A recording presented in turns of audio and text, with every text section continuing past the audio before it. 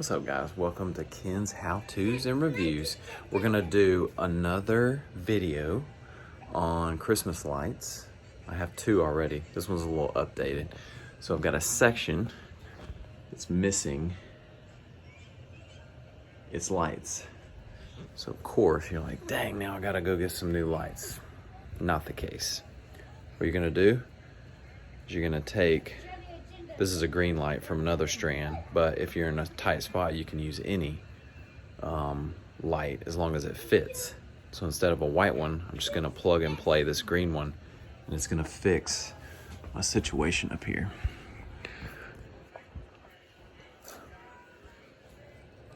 Excuse my camera work here. So you're just gonna take this right here, pop it in there. And you can kind of see this one is not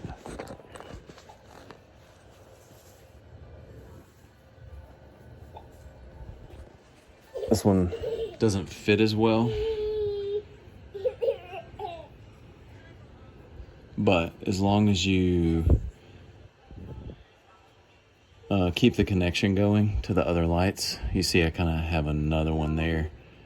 It's a little bootlegged, but hey, if you're trying to save Christmas or don't want to go out to the store, you got your full strand of lights.